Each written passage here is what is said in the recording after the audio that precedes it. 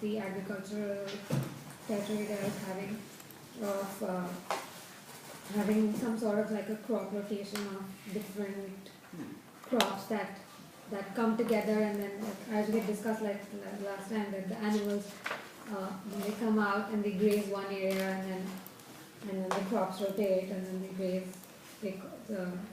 Then this way, there is a good mix of crops and soil where they can feed, and for the animals to feed on and graze, and that's where then they would. I mean, the center part would be fixed, and in order for the different territories to be able to supply and receive from each other, the outer ring would be similar. Like I want to detail it much more, because I realize it looks very, like, I mean, I don't like the look of it right now.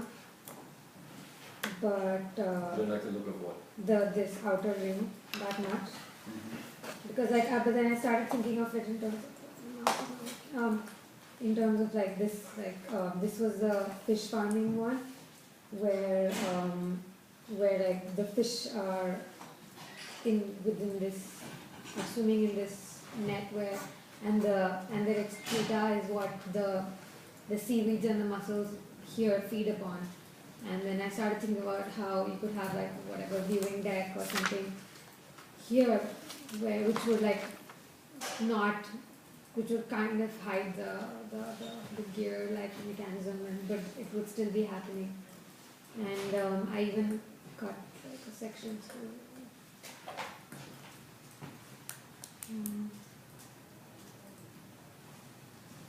to see how it works.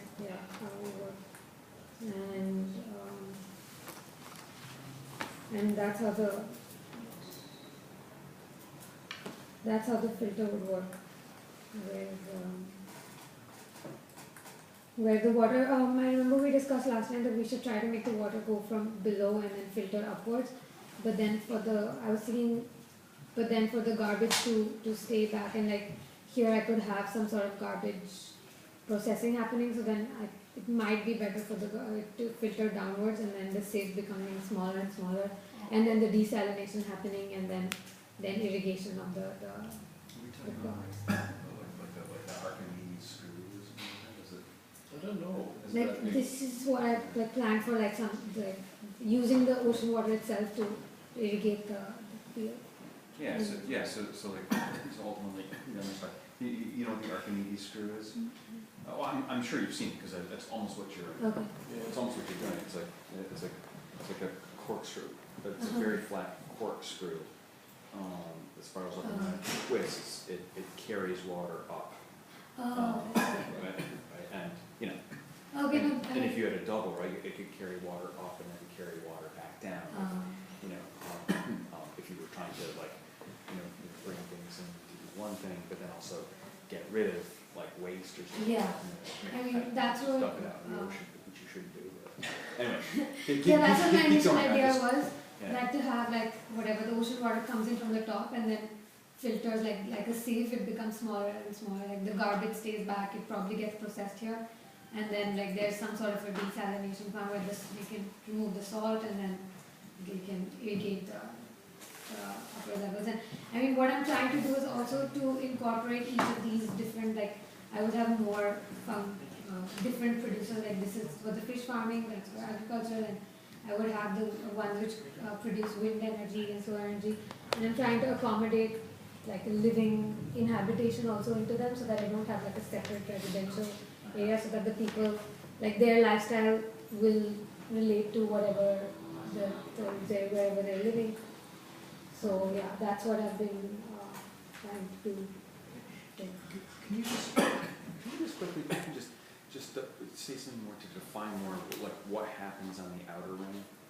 Yeah, the outer ring is where when I decided that like this gear the toothing is becomes really important, where I decided that to separate the inflow and the outflow, like the outward ones could be like the supply channels, and the ones that are inside could be where whatever resources they need coming from. And I had also designed this collector sort of a thing, where it could, because it moves smaller, it can move much faster around. They don't, the larger territories don't have to go everywhere. So the idea, the inner zones produce Yeah, whatever they produce. The inner zones produce, Yeah. the external zones distribute. yeah, yeah, yeah, yeah. Receive. Yeah, so then like so then since this will be similar and then Yeah. I'll detail it further, this is where all the exchange will happen. Yeah, yeah, I think like I don't know, maybe like two or three quick comments is that, Mhm. yeah, I know it's like the kind of resource harvesting, or the production interiors are on the one hand what's going to give it its speciation, right? Or its difference, or its interest or its articulation. But I think that that's going to be some like mega scale articulation. And so like I still have questions about like how do you get past the massiveness of it, or like the I shouldn't even say massive, like the aesthetic like bulkiness of it, right?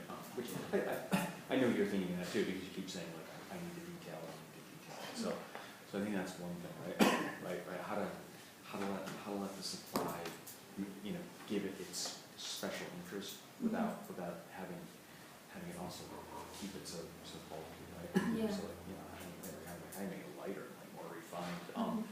And I suppose in a sense, like I would say something similar about the external ring also. I mean, maybe it's as simple as just starting to break down what exactly it is that happens in terms of like this is some kind of like circumference hub or something like that. And I guess what exactly is it receiving? What exactly is it putting out? But also I think that that there will eventually be something I think odd and interesting and directional about it because it spins in a particular way. I'm assuming like this one always has to spin clockwise so that the one that's toothing into it spins counterclockwise. So ultimately it is like a direction is going to be defined to these, and maybe the aerodynamics of that or the hydrodynamics of that will will help you articulate the periphery more too. So it's kind of like someplace between what it has to do hydrodynamically and what it has to do functionally, infrastructurally, that will help you start to articulate this. I think that's my simple comment right now. And to start to inject some interesting realities into it, not soul crushing realities. Like will it work? But interesting realities in it that can give you a couple of things to start to design the external. Because it looks like you started to do that, in the interiors and some way back. You're making progress now. It's nice to see the crop fields on that. And I thought the thing you were talking about, that's rotating, but like the animal pens for grazing, stay where they are, right? So that's great. Right? It's starting to find some moving things, some fixed things, and I just think. I guess I need to work it's on so the massive, bulkiness like of how it. do you get in there with things that are so massive, even like the animal, the animal launching and so forth. Okay. Yeah, so I think just heighten your attention to that. This is a triple thing. Yeah. I think maybe I'm looking at this, I would almost sort of get rid of the outer ring and think of your landscape. What is this? What exactly is here? These are like, I was thinking of having different types of species of crops growing. Because it's, not just super thin, just float. It's not a rigid structure. To build this is such an effort. It's not really worth it, right? This is quite large, these things here. Look at this. What is that? This is an artist named Christo, who you should also know, who was famous for wrapping buildings and objects. He wrapped the church and He wrapped churches, he wrapped buildings, all sorts of things. And he wrapped these islands, series of islands. The reason I was, thinking about it, you just think it's too solid. I mean, Yeah. this is exactly what it's like this, it looks like it's going to sink. I agree. And it could be much lighter and much more flexible and move with the water. And it could be these rings that, if you look at these crop irrigation rings in the desert, I think you looked at this one as well. The watering irrigation system is a super light structure. It's basically a very thin metal wire scaffold that has two wheels, it rolls around. And your thing could be, I'm not still quite sure exactly why it needs to rotate, even though I kind of like the idea, but I'm not so sure Yeah, so that what it like really does. there's a good hybrid, like, because they say like for the soil to be fertile, it's good to have a mixture of like different kinds of manure and different kinds of crops growing. Okay, all right, so you make some sort of argument. Yeah.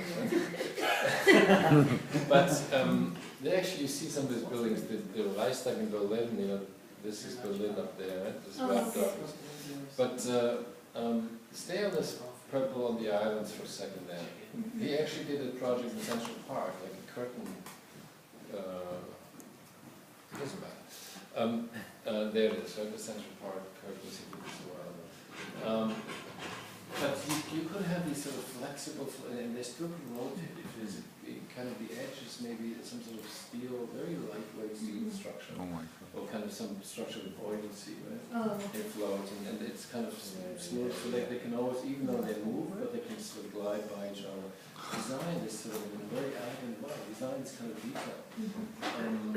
But if you look at Christo, to me, that's more the kind of